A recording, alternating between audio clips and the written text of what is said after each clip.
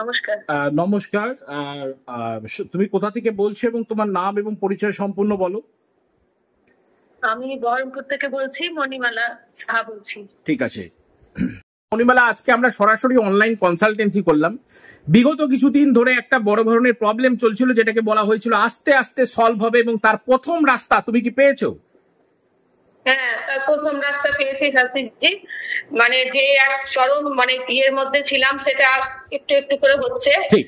জানি না এবার কতদিনে আসবে, তবু আপনার এতেই আমি এতটা উপকার পেয়েছি। আশা করি আমি সামনের দিনে আরো পাবো। একদম। এবং মণিমালা, আজকে সরাসরি প্রেডিকশনে তোমাকে বলে দেওয়া হলো তোমার পায়ের মধ্যে ভাত পড়েছে মেয়েকে ভাত খাওয়াতে গিয়ে, সেটাও কি তাই মিলেছে?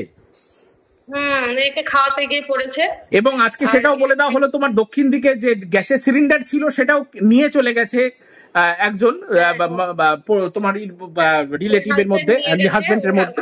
হ্যাঁ, এবং সেটাও কি মিলেছে? এবং বলে দেওয়া হয়েছে দক্ষিণ দিকে ছিল, সেটাও কি মিললো?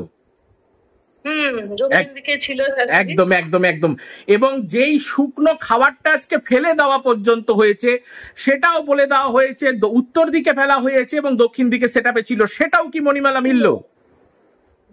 দক্ষিণ দিকে ছিল এবং ফেলেছে ডাস্টবিনে উত্তর দিকে। একদম একদম। মণিমালা, তুমি সম্পূর্ণ স্যাটিসফাইড তো? হ্যাঁ, আমি সম্পূর্ণ স্যাটিসফাইড শাস্ত্রীজি। আস্তে আস্তে আমাকে একদম মুক্তি পাই আপনার হাতে, সেটাই আমি চাইছি। ঠিক আছে মণিমালা, ভালো থাকো, আনন্দে থাকো এবং সুখে থাকো। জয় মা।